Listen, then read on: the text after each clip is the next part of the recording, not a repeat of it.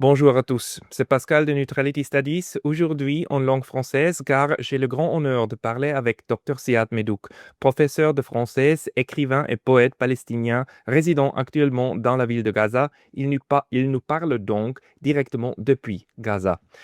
Titulaire d'un doctorat en sciences de langue de l'Université de Paris, le professeur Medouk est responsable du département de français de l'Université Al-Aqsa de Gaza et coordonne également le Centre de la paix de cette même université. Professeur Medouk, bonjour. Bonjour Pascal et bonjour à tous les gens qui écoutent votre chaîne. Donc, merci beaucoup que vous vous a pris du temps aujourd'hui de nous parler parce que c'est ce qui se passe à Gaza est absolument catastrophique. Et puis, c'est ce qu'on voit depuis nous. C'est difficile à imaginer qu'est-ce qu'il se passe maintenant vraiment pour des gens qui sont encore là comme vous. Euh, Gaza est aujourd'hui l'endroit le plus bombardé du monde. Quelle est votre situation personnelle et comment parvenez-vous à survivre au milieu de la destruction que nous ne voyons que à travers de nos écrans? On peut dire d'abord bonjour, merci pour l'invitation. On peut dire que la situation actuelle dans la bande de Gaza est marquée par 5 éléments très importants. D'abord, la poursuite des bombardements intensifs jour et nuit. Deuxième aspect, c'est la destruction massive de toute une région. On peut dire que 85% de la bande de Gaza est détruite. Les infrastructures civiles, les écoles, les universités, les puits d'eau, les commerces, donc les mosquées, les églises, les lieux donc d'habitation. Troisième élément, c'est la pénurie. La pénurie des médicaments, la pénurie de la nourriture, la pénurie de l'eau potable, voilà, la pénurie de gaz, la pénurie de tout dans la bande de Gaza. Quatrième élément, c'est la famine qui s'installe, notamment au nord de la bande de Gaza, dans la ville de Gaza où j'habite, où les camions ne passent pas.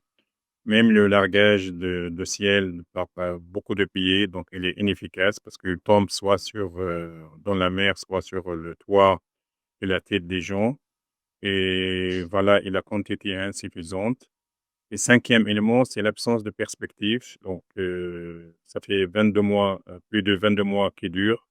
Et chaque fois, les Palestiniens, avec leur espoir, ils disent que demain, elle va terminer, demain, il y aura une trêve, demain, il y aura un cessez-le-feu. Mais pour le moment, la place, c'est pour les bombes et pour la souffrance quotidienne de toute une population civile. Pour moi, personnellement, comme citoyen palestinien, comme prof de français, comme membre de la société civile, je suis comme tous les Palestiniens de Gaza, 2 400 000 Palestiniens. C'est la souffrance au quotidien. Donc, mon quotidien est très difficile. Entre 7 heures de matin jusqu'à 7 heures de soir, 19 heures, on a des tâches très difficiles. Le matin, on cherche au début de l'eau potable. Après, on essaye de chercher de la nourriture en vain parce qu'il n'y a rien sur le marché. Soit les prix sont impensables et sont très chers. Après, on va chercher de bois pour le feu parce que le gaz est interdit. L'après-midi, on va charger le portable dans des lieux où il y a des panneaux solaires parce qu'il n'y a pas de centrale électrique qui était détruite. Il n'y a pas de fioul, il n'y a rien. Donc, l'électricité est devenue une monnaie rare. Et donc, on cherche des lieux où il y a des panneaux solaires pour charger nos portables, nos lampes. Et voilà, donc un quotidien très difficile. Après, moi, personnellement, j'essaie d'être actif dans la société civile. J'essaie d'organiser des activités pour les enfants et pour les jeunes. C'est difficile dans nos contextes. On essaie un peu d'aider. Comme membre de la société civile, j'essaie d'aider les personnes âgées, les femmes, mais c'est compliqué parce que la solidarité familiale et sociale, qui était un point très fort à Gaza, est devenu au minimal parce qu'il n'y a rien, tout est introuvable, tout est cher. Donc voilà, un quotidien très difficile, marqué par la douleur, les malheurs et la souffrance. Vous êtes professeur à l'université à Al-Aqsa. Est-ce que l'université existe encore? Est-ce que vous avez encore des étudiants? Écoutez, moi, je suis prof de français dans 2 universités, l'université Al-Aqsa et l'université de Gaza. Et donc, à l'université Al-Aqsa, j'ai créé le département de français et à l'université de Gaza, j'ai créé le centre de la langue française. Les 2 universités, malheureusement, sont détruites, y compris le département de français et les centres de langue française. Par contre, ni moi, on fait des cours virtuels. Donc, on essaye un peu de donner des cours virtuellement, voilà, pour les étudiants. C'est pas toujours évident parce que ils ont pas Internet, il n'y a pas d'électricité. Quelquefois, ils sont obligés d'aller dans les lieux sûrs où il y a des électricités ou d'Internet. C'est pas toujours évident. On peut dire que 85% des étudiants suivent les cours virtuellement. C'est difficile de rencontrer les jeunes, les étudiants, parce qu'il n'y a pas de lieux, il n'y a pas de ONG, il n'y a pas de café, il n'y a pas de restaurant, mais on essaye de garder le contact avec ces étudiants, avec ces jeunes, via virtuellement, bien. On essaye de les accompagner, de leur remonter le moral, de leur donner espoir dans cette situation de désastre total. Euh, Israël nous dit toujours que les, la raison pour laquelle on a dû détruire l'infrastructure civile comme vos deux universités, c'est parce que c'était utilisé par la Hamas comme un point militaire.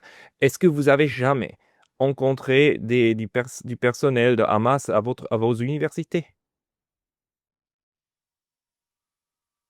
Écoutez, moi, personnellement, je ne m'intéresse pas aux partis politiques. Moi, je m'intéresse à la population civile. La population civile, elle est en train de subir. Il y a la destruction, pas seulement de mes deux universités, mais il y a la destruction de 85% des infrastructures civiles. Les mosquées, les églises, les écoles, les universités, les puits d'eau, donc les lieux d'habitation, les quartiers. Donc, tout est détruit, tout est dévasté à Gaza. Donc, c'est toujours, on a un prétexte pour détruire, pour assassiner, pour tuer, pour massacrer, pour écraser. Nous sommes une université donc, où il y a, c'est un lieu d'échange, un lieu de liberté, un lieu de démocratisation, parce que c'est le seul endroit où les jeunes ils se rencontrent, pas seulement pour des cours, mais pour des formations, pour des échanges, pour des ateliers.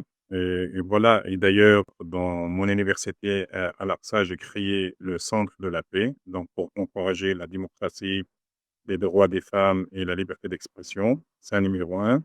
Et dans l'université de Gaza, j'ai créé le Centre de langue française et on a fait beaucoup d'échanges Zoom avec des universités françaises et québécoises et belges. Donc, ça montre un peu, et suisses. Donc, ça montre un peu qu'il y a une réalité sur place que on travaille, on prépare l'avenir pour la paix. Et donc, l'occupation, toujours, elle a un prétexte pour écraser, pour détruire. Nous sommes toujours là. C'est un miracle d'être libre, mais on continue notre mission. Nous avons une mission loin de partis politiques, loin de l'intervention des États ou de gouvernement. C'est essayer d'accompagner les jeunes.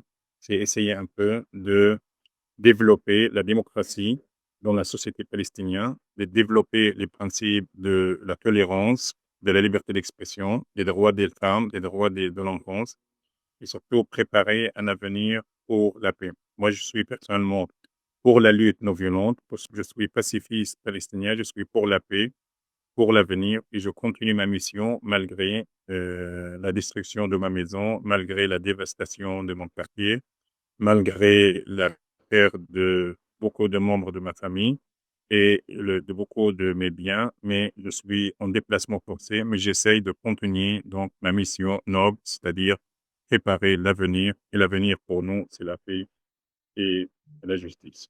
Rebonjour à tous, on est de retour. On a eu une petite interruption dans notre connexion, mais là on est de nouveau avec professeur Ziad Medouk. Ziad, dites-moi, en Europe et en Amérique et même au Japon, il y a encore un débat pour savoir si la destruction et les morts que provoque Israël parmi la population civile de Gaza doivent être qualifiées de génocide ou non. Qu'en pensez-vous? Quels, selon vous, sont les mots justes pour décrire ce qui arrive à Gaza? Pour répondre à votre question, donc, moi, Palestinien de Gaza, je vis sous les bombes. Je suis en train de souffrir au quotidien. Je vis l'horreur absolue. Donc, je ne peux pas moi-même utiliser les mots. Je laisse le soin aux organisations internationales de témoigner. Parce que si moi, je vais utiliser tel mot, ils vont dire parce que les Palestiniens, c'est normal qu'ils vont utiliser ce mot ou ce concept ou cette expression. Donc, je préfère que les organisations internationales, je préfère que Amnesty International et l'ONU utilisent ces mots parce que ils sont sur place, ils ont des délégations. Mais moi, personnellement, je ne peux pas utiliser ces mots, même si nous, on vit plus que l'euro absolu, on vit une situation catastrophique. C'est pour cela, moi, je laisse les organisations utiliser ces mots. D'accord. Et puis, quelle est la situation alimentaire momentanément? Les habitants peuvent-ils recevoir quelques produits de première nécessité et d'où est-ce qu'ils vont maintenant, les provisions que vous avez? Écoutez, dans la ville de Gaza où j'habite, dans le nord de la bande de Gaza, il n'y a rien qui passe, malheureusement. C'est pour cela les prix sont introuvables, et les produits alimentaires sont introuvables et les prix sont impensables. Par contre, il y a 50 camions qui passent dans le sud de la bande de Gaza. C'est pour cela là-bas, voilà. En plus, il y a au sud et au centre de la bande de Gaza, l'occupation a créé 2 centres de distribution gratuits. Et donc, les gens, ils vont là-bas, même s'ils vont être tués et accueillis par des drones, par des snipers. Mais il y a depuis le 27 juillet dernier, depuis le 27 mai dernier, il y a plus de 300 morts palestiniens qui, parmi les victimes qui sont allés chercher de l'aide humanitaire. Après, il y a un largage, ça veut dire les avions militaires de quelques pays, la France, l'Italie, l'Espagne, les Émirats arabes, la Jordanie et l'Égypte, qui sont là,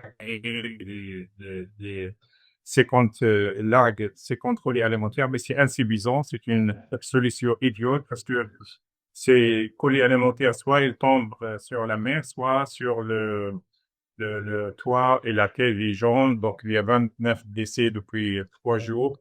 Et donc, ça montre que c'est une solution inefficace. Le plus important, c'est mettre la pression sur l'occupation afin qu'il ouvre tous les passages pour permettre aux aides humanitaires stockées et abîmées sur les frontières d'entrer à la bande de Gaza pour satisfaire le besoin de 2 400 000 Palestiniens qui souffrent de la famine et de la malnutrition.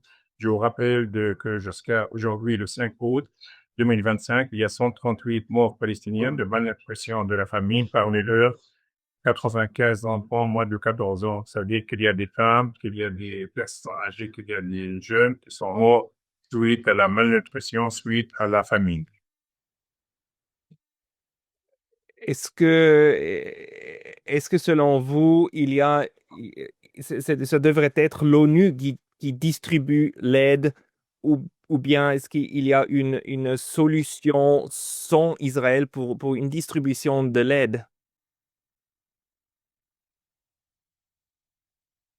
Écoutez, pendant la trêve de 2 mois entre le 19 avril, janvier 2025 et le 2 mars 2025 jusqu'à la fermeture de tous les passages, le caucus, il y a les Nations Unies, les organisations internationales. Il y avait 7 organisations internationales comme le programme contre la famille. Il y avait ANIRA, il y avait le Sud international, donc il y avait 7 organisations en plus de l'ONU qui distribuaient l'aide humanitaire dans les dépôts. Ils envoient des SMS aux gens et nous, on va dans les dépôts en toute dignité chercher et récupérer l'aide humanitaire sans problème.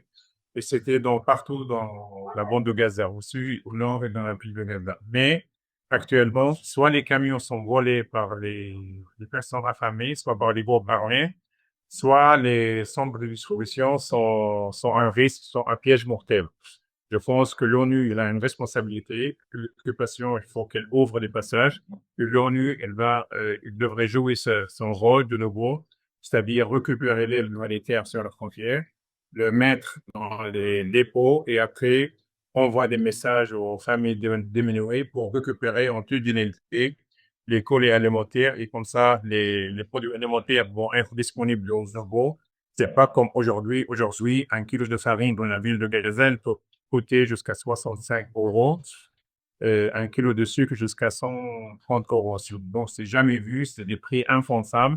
Mais malheureusement, il y a des commerçants, il y a des profiteurs de guerre mais surtout, il y a la pénurie, les produits sont introuvrables dans la ville de Gaza, c'est pour cela les prix sont impensables et les gens sont incapables de nourrir leur famille à cause de ce prix. Mais quelquefois, on n'a pas d'autre choix, on doit nourrir les maison et acheter la ce prix même impensable.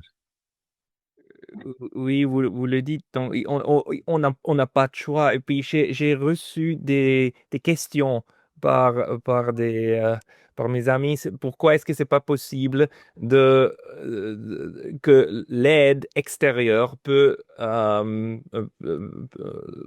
que vous recevez l'aide de l'extérieur. Mais jusque maintenant, le cas, c'est que Israël bloque tout ce que pourrait entrer en Gaza, ou bien c'est l'Israël qui a le mot final sur ce qui entre, n'est-ce pas? Il n'y a aucune autre source pour vous, pour les gens à Gaza, de recevoir d'aide, sauf que l'Israël ouvre les checkpoints. Bien sûr, c'est l'occupation. Donc, l'occupation, c'est le c'est lui qui contrôle les passages. Et donc, il y a 5 passages reliés entre Israël et la bande de Gaza, et c'est l'occupation qui contrôle. Donc, tout passe par l'occupation. Les pays, les organisations internationales envoient l'aide sur les frontières, mais l'aide arrive sur les passages, mais pour pouvoir rentrer l'aide, c'est bloqué par l'occupation. Donc, c'est numéro un. Même les personnes, les associations qui veulent aider, qui veulent envoyer l'aide directement ou l'argent, tout est bloqué parce qu'il n'y a pas de Gaza, tout est fermé depuis le 7 octobre 2023. Donc, il y a des agences financières qui touchent 50% et les commerçants absorbent le reste. C'est-à-dire, si aujourd'hui, vous allez envoyer 1000 euros à Gaza, la valeur de 1000 euros aujourd'hui, c'est pas 10 euros, contre 100 euros. Ça veut dire 90% de la valeur va faire 1000 euros, il a une valeur en euros, mais 1000 euros à Gaza aujourd'hui, elle vaut seulement 100 euros. Ça veut dire 50%, bon, les agences financières, parce que nous, on n'a pas d'argent cash, il va y voir. Et donc, le peu d'argent dans les mains de ces agents financiers, ces marchands d'échange, ils retardent, ils prennent une commission de 50%. Et conversement, avec le prix impensable qui vont vendre les produits alimentaires, ils vont absorber 30-40%. Donc, si vous allez payer 100 euros, non, on va recevoir 10 euros seulement. On va utiliser 2 euros. C'est pour cela, tout est bloqué et c'est la souffrance au quotidien de toute la population civile, notamment dans la ville de Gaza et dans le nord de la bande de Gaza. Selon vous, pour les gens en Europe, en Amérique qui veulent vous aider, quel est le meilleur choix pour donner d'argent à une des fondations ou bien des organisations internationales qui peuvent vous vraiment aider là à Gaza? Est-ce qu'il y a même une chose? Écoutez, les organisations internationales, ils sont bloqués. Ils ne peuvent pas faire entrer le produit alimentaire, même s'ils, parfois, les préoccupations et l'entreprise de pouvoir cabinot, ils sont envoyés. Et même s'ils arrivent dans le dépôt des organisations internationales, les organisations internationales disent c'est insuffisant, ils gardent dans leur dépôt. Le soir, il y a des groupes armés, soit des personnes affamées, qui attaquent les dépôts et ils volent leurs produits. Donc, voilà, ça libère. Il faut que l'occupation laisse entrer 500 camions par jour pour permettre à la population de se nourrir normalement. C'est numéro un. Numéro deux, pour les gens de bonne volonté qui peuvent aider, c'est difficile d'accepter parce que à quoi ça sert? Parce que il y a beaucoup de gens qui proposent des aides, mais si ils voyaient, comme je viens de dire, 1000 euros, nous, on va leur recevoir 100 euros. Moi, je préfère que les gens attendent, soit ils s'intéressent à la solidarité morale, ça veut dire le partage des informations, l'achat des livres, euh, signer des pétitions, participer à des manifestations, à des rassemblements, en attendant une solution. Pour moi, les gens qui envoient l'argent, c'est de l'argent gâché, c'est l'argent gaspillé, parce que nous, on préfère souffrir mieux de gaspiller l'argent des solidaires, des bonnes volontés qu'ils ont une volonté d'envoyer, mais malheureusement, ils sont pas, ne connaissent pas la réalité. Moi, comme témoin, j'essaie de parler de cas objectifs, même si les vestons sont pas énormes, et même les associations sur place, il y a des noms, ils ont essayé 10 années, ils ont contacté les associations, les activistes qui prétendent aider les Palestiniens, mais pas. ces activistes, ces associations, ils ont leur propre clientèle. Ça veut dire, si vous ne connaissez pas des personnes là-bas, ils ne peuvent pas vous fournir de la nourriture. Donc voilà, c'est une réalité, je ne peux pas généraliser. C'est pour cela que je remercie les gens qui veulent aider, que je leur dis d'attendre l'opportunité, une ouverture, mais pour le moment, ça ne vaut pas le coup d'envoyer parce que tout est bloqué pour le moment. La seule solution, selon moi, c'est de trouver une solution politique. C'est la catastrophe de Gaza, une catastrophe tout à fait politique. Quelle est la solution, selon vous, pour une future de Gaza, d'un État palestinien à côté d'un État israélien? Est-ce que c'est imaginable pour vous? Quelle est la moitié politique qu'on pourrait utiliser pour avoir une future? Écoutez, nous sommes convaincus qu'il n'y aura jamais une solution militaire de ce conflit. La seule solution, c'est la solution politique. C'est la numéro un. Donc, la solution politique se résume en trois points. D'abord, la création d'un État palestinien libre et indépendant. Et Gaza fait partie intégrante du futur État. La continuité géographique entre la bande de Gaza et la Cisjordanie. Deuxième aspect très important, c'est la tenue des élections en urgence en Palestine. Parce que jusqu'à maintenant, depuis 25 ans, il n'y a pas eu des élections et on arrive à une division inter-palestinienne. On a un gouvernement à Gaza, un gouvernement en Cisjordanie, et il y a la division et on voit que la population est laissée à son sort, pas seulement par l'occupation, pas seulement par la communauté internationale, mais par les Palestiniens, des partis politiques, les autorités, le gouvernement de Gaza, ils n'ont pas été à la hauteur. Nous, ce sont les commerçants de guerre qui fixent les prix, qui gèrent la bande de Gaza. Donc, on voit bien dans le marché. C'est eux qui décident, c'est eux qui volent et le revendent très, très cher. Donc, la tenue des élections est une urgence. Et le troisième aspect, c'est relancer le processus de paix ou à l'échec. La seule solution, c'est la paix et l'application du droit international et surtout la paix dans la justice. C'est ça la solution. Mais la violence, les actions militaires vont jamais donner de résultats et on a vu de conséquences depuis presque 23 mois. La vente de Gaza est détruite, dévastée. On a 60 000 morts, plus de 190 blessés, 15 000 disparus. Et donc, c'est surtout l'absence de perspective. Pour relancer le processus de paix, il n'y aura jamais une solution militaire. La seule solution, c'est l'appel de la paix dans la justice. Est-ce que vous voyez un cessez-feu devrait être établi d'abord par la côté de Hamas ou d'abord par la côté israélien? Est-ce que vous voyez un chemin concret selon un fin de la violence? Écoutez, la seule solution, c'est la communauté internationale. La communauté internationale, malheureusement, ne joue pas son rôle. La communauté internationale, depuis le 7 octobre jusqu'à notre jour, elle a montré son inefficacité. La communauté internationale, elle dénonce, elle condamne, elle prend des décisions. Mais les Palestiniens de Gaza, ils attendent le concret. Le concret, c'est quoi le concret? C'est appliquer le droit international. Les Palestiniens aujourd'hui, ils ne réclament pas la Lune. Les Palestiniens, ils demandent l'application du droit international. Oui, nous sommes pour un cessez-le-feu. Nous sommes pour la libération des otages. Nous sommes pour la fin de cette tragédie. Nous sommes pour la paix. D'accord? Mais si la communauté internationale reste comme ça veut dire complice, silencieuse, les choses n'avancent pas. Il faut mettre pression sur l'occupation. Il faut ouvrir les passages. Il faut acheminer l'aide internationale urgente. Mais surtout, il faut relancer le processus de paix. Le processus de paix, il est plein échec. L'occupation, il a profité pour accélérer la colonisation, pour occuper la bande de Gaza, pour détruire la bande de Gaza, pour assassiner des dizaines de milliers de Palestiniens. Le temps est venu pour instaurer la paix. Le temps est venu pour arrêter la violence. Le temps est venu pour penser à la future génération. Comme je viens de dire, il n'y aura jamais une solution militaire. il faut donner la parole aux jeunes. Il faut organiser des élections dans les territoires palestiniens pour donner l'espoir à cette nouvelle génération. C'est pour cette raison, nous réclamons pas seulement la trêve, le cessez-le-feu, mais surtout nous réclamons une solution politique, c'est-à-dire la fin de l'occupation, la fin de la colonisation, la création d'un État palestinien libre et indépendant, et surtout l'instauration de paix dans la justice dans cette région qui a beaucoup souffert et qui a beaucoup payé pour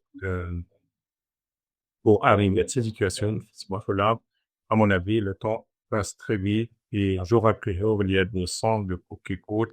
Donc, le temps est devenu pour arrêter cette tragédie, pour arrêter ce déclaration, pour redonner espoir pour la nouvelle génération. Moi, palestinien, le Gaza, je travaille beaucoup avec les jeunes, avec les enfants, et je vois que chaque fois on fait des activités, soutien psychologique pour les enfants avec les jeunes. Chaque fois que je vois les enfants fréquentent les centres éducatifs. Chaque fois que je vois les étudiants fréquentent les cours virtuels, ils sont devenus moins violents. C'est-à-dire, j'essaie avec mes collègues en la société civile de leur redonner espoir. Il faut les entourer. Et quand on rencontre les gens, et les jeunes et les enfants, ils sont devenus moins violents. Mais si on laisse les jeunes, on abandonne les jeunes, c'est cette raison, moi, personnellement, j'ai décidé de quitter de rester ici, parce que je suis un modèle pour ces jeunes, pour ces enfants. C'est pour cette raison, j'espère qu'il y aura une solution politique. Le problème, chaque fois, on propose la lutte violente, on propose des choix pacifiques, l'occupation vient pour détruire tout. Pour cela, à mon avis, il faut redonner espoir à cette génération, il faut accélérer et relancer le processus de paix pour sauver une autre génération. C'est ça la seule solution. Je suis convaincu de cela.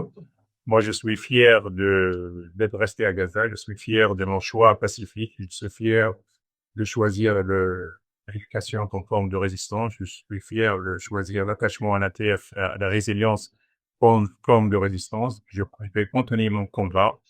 C'est pas toujours évident. Je vais continuer mon combat jusqu'à la paix et la paix dans la justice.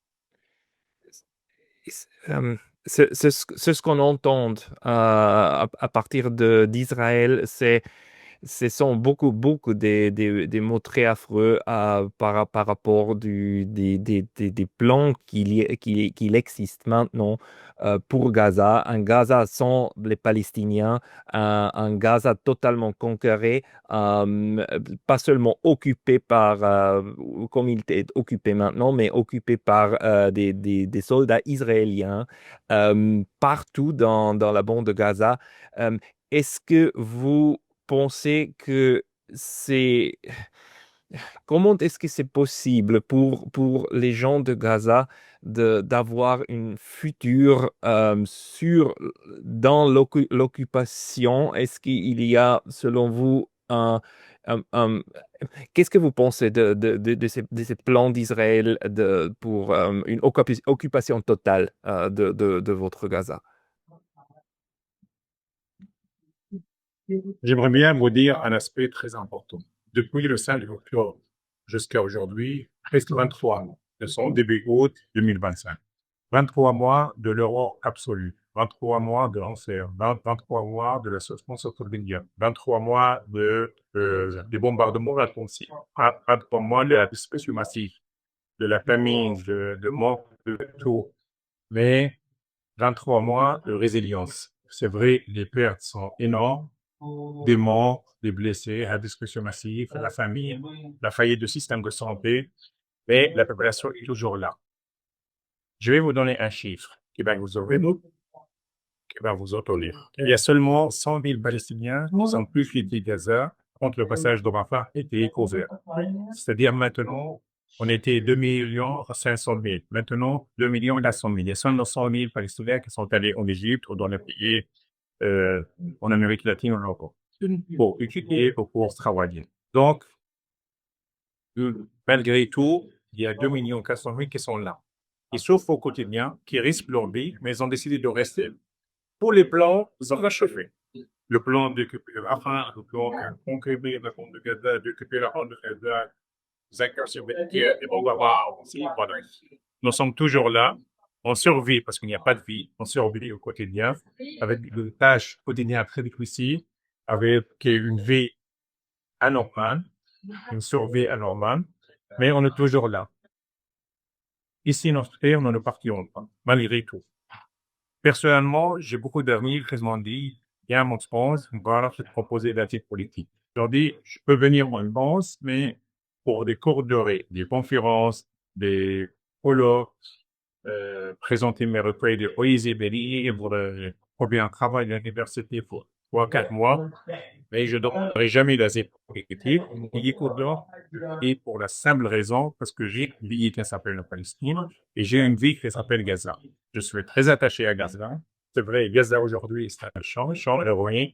Gaza est dévasté, Gaza est détruit, Gaza est presque effacé de la carte, mais je préfère rester ici à Gaza. C'est ça mon choix depuis longtemps. Vous voyez un peu, bon, c'est-à-dire, tous les plans, soit régionaux, internationaux, rappelant donc le plan de Trump de faire partir les Palestiniens à Gaza, et donc il a échoué. Je pense que ce nouveau plan va échouer parce qu'ici, il y a une volonté, il y a une détermination. Et je pense que le seul objectif depuis longtemps de l'occupation à travers ces agressions, ces offensives, c'est faire partir les Palestiniens. Or, les Palestiniens, ils sont là. Pourquoi tous les 3, 4 ans, l'occupation elle mène des offensives, des agressions? Parce que les Palestiniens, malgré le blocus, les difficultés économiques, ils sont toujours là. L'objectif, c'est briser la volonté de ces populations civiles est toujours là. Donc, tous les Blancs, ils vont parce qu'ici, il y a une population. Et on va faire une comparaison entre 1948, la Nakba, et actuellement. En 1948, vous avez nos grands-parents et nos parents qui ont été obligés à quitter les territoires de 48. Ils sont venus en Cisjordanie, à Jérusalem et à Gaza. Après, ils sont partis au Liban, en Syrie, en Égypte et en Jordanie pour vivre dans les camps. Après, ils sont allés partout dans le monde. Maintenant, il y a 9 millions de Palestiniens à l'étranger. Et ces Palestiniens, ils ont besoin de retrouver un jour leur terre. Mais aujourd'hui, en 1948, il y a eu des massacres. Mais donc, ils sont obligés à partir. Et aujourd'hui, il y a plus que massacres, mais les Palestiniens sont toujours là. Il y a une prise de conscience. C'est ça le point fort des Palestiniens, en dehors de leur présidence, ils ont compris qu'il faut qu'ils restent. Même s'ils vont perdre leur vie, ils vont mourir, ils vont souffrir, mais ils sont toujours là. C'est pour cela, pour répondre directement à votre question, tous les plans régionaux, internationaux, ils vont échouer tant que les Palestiniens sont toujours là, sont attachés et surtout gardent espoir pour l'avenir. C'est c'est incroyable pour moi, mais vous avez tous mes sympathies. Et puis, d'où est-ce que vient cette résilience? La souffrance est énorme maintenant. Alors, c'est ce qu'on voit d'ici, les images qu'on voit d'ici. D'où est-ce que vient votre résilience comme un peuple de ne quitter pas, littéralement ne quitter pas la Gaza? Écoutez, je vous invite à lire mes recueils de poésie, mes livres, qui soit sont sortis pendant l'agression, les 3 livres qui sont sortis pendant l'agression, soit avant. Je vais vous répondre pour parler de mon cas personnel. Et mon cas personnel, il peut élargir à tous les peuples palestiniens. Moi, j'ai 3 éléments qui me forcent à rester, qui me forcent à être résilient. D'abord, les principes et la violence. Être non-violent, c'est pas faible. Au contraire, c'est être fort.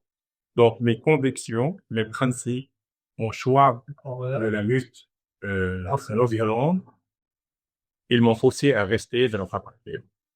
Rester à côté de la population pour redonner l'espoir, rester attaché à la terre. C'est ça la lutte pacifique, c'est ça la lutte par la non-violence. Développer des actions pour les jeunes et les enfants, encourager les gens à fréquenter les universités et même des droits et les enfants, les élèves à fréquenter les centres éducatifs parce qu'il n'y a pas d'école, tout est différent. Ça, numéro 1. Numéro 2, c'est la solidarité. la solidarité internationale. Je vois tous les jours des photos, des manifestations de rassemblement, pas seulement dans le pays francophone, en palestinien francophone, mais partout dans le monde, au Japon, aussi en Australie, aux États-Unis, partout dans le monde, des manifestations. Et donc, cette solidarité me calme ma colère. Moi, personnellement, j'ai un réseau d'amis francophones et qui m'envoient chaque jour des dizaines de messages, des fois des centaines de messages de soutien. Et ces messages de soutien, ils me soulagent, ils calment ma colère. Parce que nous, les Palestiniens, nous avons perdu tout. Nous avons perdu la terre, la poche, les maisons. Il nous reste deux aspects. Notre attachement à notre terre et surtout la solidarité internationale. Parce que on est lâché par la communauté internationale officielle. Nous reste ces gens de volonté, les solidaires, les associations, les organisations de soutien à la cause palestinienne comme cause de justice. Et justement, cette solidarité montre que la cause palestinienne, c'est une cause universelle. C'est pas une cause liée aux Palestiniens. C'est pas une cause arabe. C'est pas une cause musulmane. C'est une cause humanitaire. Ça concerne l'humanité. Parce que ici, il y a l'oppression. Ici, il y a l'injustice. Les gens qui font des manifs, des rassemblements, qui signent des pétitions, qui écrivent aux médias, qui soutiennent pas Ziad Miloud parce qu'il est palestinien, parce qu'il est palestinien de Gaza. Non, parce qu'il est humaniste, parce qu'il est un autre humain. Donc, la cause palestinienne, c'est une cause internationale, c'est une cause de justice. Elle n'est pas réservée ni aux Palestiniens, ni aux musulmans, ni aux Arabes. Et donc, ça calme ma colère et surtout m'encourage à continuer à résister sur matière Gaza. Troisième aspect, et ça c'est lié à moi, c'est la langue française. Comme palestinien francophone, comme professeur de français, la langue française, elle est devenue pas seulement une langue d'histoire pour moi, une langue de paix comme j'ai écrit dans un dimanche, mais surtout une langue de protection. Parce que moi, j'écris, je témoigne, je m'exprime en français. Je revis à travers mes témoignages, à travers les entretiens, les interviews avec les médias, avec les sites, avec les journaux, avec toutes les associations. Et donc, la langue française est devenue au moins une source de protection. Parce que je réfléchis en français, j'écris en français, je pense en français. Et donc, cette langue m'a aidé à avoir un réseau, à avoir ce nombre considérable des amis qui m'envoient des messages et qui calment ma colère. Donc, la langue française est devenue une source de protection pour moi. Et sur ces trois éléments, trois exemples, la solidarité internationale, les principes contre Pacifique, oui, dans la langue française, et donc c'est une source de force et mon courage, malgré parce que quand il y a des questions sur les conditions de vie, les conditions de vie sont inhumaines, sont épouvantables. Même si je vais écrire des pages et des pages et des livres, je ne vais pas décrire ni raconter la réalité. La réalité sur place est plus dure. Ou peut-être de l'étranger, vous voyez des photos, des vidéos, mais pas de rien par rapport. Si je n'ai pas de la réalité, la réalité est dure. Le quotidien, c'est la souffrance totale au quotidien. Et malgré tout cela, on est toujours là. Et donc ça, je parle de moi, mais ça est valable pour tous les Palestiniens de Gaza qui sont décidés de rester dans l'empire, surtout garder l'espoir avec l'espoir que les Palestiniens vivent aujourd'hui. C'est énorme, c'est ce que vous faites tous comme un peuple maintenant, mais dites-moi, pour finir cette interview, est-ce qu'il y a encore quelque chose que vous voudrez dire à tout le monde dehors de Gaza qui vous écoute en français, en anglais, en allemand? Après, est-ce qu'il y a encore quelque chose à savoir sur ce qui se passe maintenant à Gaza qu'on n'a pas encore parlé? Et j'ai trois messages à adresser à votre chaîne, donc je vous remercie Pascal pour cet entretien. Comme je viens de dire, moi, chaque fois que je témoigne, je me calme. Parce que si vous êtes à Gaza, vous êtes envie d'exploser. Parce que sur place, il y a quoi? La violence, la mort, la destruction, la famine. Tout est compliqué, tout est épouvantable. Et donc, mon premier message, je tiens à remercier tous les solidaires partout dans le monde pour leur soutien, pour leur engagement, pour leur mobilisation. Je pense solidaire continuer cette action de solidarité et bravo les solidaires. Donc, cette solidarité compte beaucoup, voilà. Parce que beaucoup de solidaires, beaucoup d'amis ils m'ont dit, on se sent impuissants. on veut vous aider, mais non, au contraire, vous n'êtes pas impuissant, vous êtes fort. Je pense qu'il y a un aspect très important. La reconnaissance, le changement, même dans les discours, pas dans les actes de beaucoup de pays, c'est lié à ces mobilisations, à ces manifestations, ces manifestations. Parce que quand il y a des présidents européens qui disent qu'on va reconnaître la Palestine au mois de septembre, ils n'ont pas dit ça d'appui, mais ils ont dit ça grâce à cette mobilisation. Donc, bravo les solidaires pour cette mobilisation. Numéro 2, les Palestiniens de Gaza qui ne vont jamais quitter de Gaza. Donc, on est toujours là. Ici, notre terre ne partirons pas. On va continuer notre choix.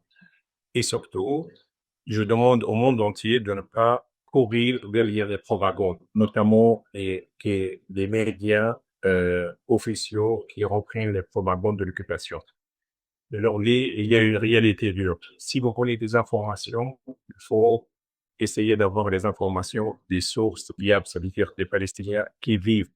Heureusement qu'il y a des Palestiniens qui parlent anglais, qui parlent français, qui parlent espagnol, qui parlent allemand, qui parlent japonais, qui parlent chinois. Et donc ça, c'est un avantage parce que la culture et l'éducation est très élevée en Palestine et surtout dans la bande de Gaza. C'est pour cela, il faut essayer d'entrer en contact. Ça veut dire les jeunes avec les jeunes, les médecins avec les médecins, les journalistes, les femmes avec les femmes, les étudiants avec les étudiants pour comprendre la réalité. Parce que ce que vous voyez dans les médias, dans les sites, comme photos, comme informations, comme nouvelles, comme vidéos, ça, c'est rien par rapport à la réalité. La réalité, cela pour comprendre la réalité, il faut contacter les Palestiniens qui parlent plusieurs noms pour comprendre la réalité. D'une part, vous allez exprimer votre solidarité, mais surtout, vous allez avoir des témoignages vrais sur qu'est-ce qui se passe vraiment. Même si, pour faire le dire, c'est difficile de décrire, de raconter, mais au moins, il faut avoir des sources fiables des Palestiniens comme aujourd'hui. Donc, j'essaie d'être objectif dans cet entretien. J'essaie de montrer la réalité de façon objective. Et donc, voilà mon 3 messages au monde entier. Et merci encore, Pascal, pour cette interview. Et j'espère que ce sera diffusé, que ce sera écouté, qu'il y aura d'écho, parce que c'est ça l'objectif, c'est essayer de montrer la réalité, de décrire notre souffrance, de raconter notre quotidien, mais surtout de dire au monde entier que nous sommes un peuple qui aime la paix, qui aime la justice, qui aime l'espoir, et c'est un peuple qui mérite la vie avant tout. Merci pour ces mots très, très forts, professeur Ziad Medouk. Et on va Je vous en prie. transmettre vos mots par tous nos chaînes. Je vous remercie. Merci beaucoup. Bon après-midi. Au revoir, Pascal. Au revoir. Au revoir, monsieur. Merci. À la prochaine. Bon, merci.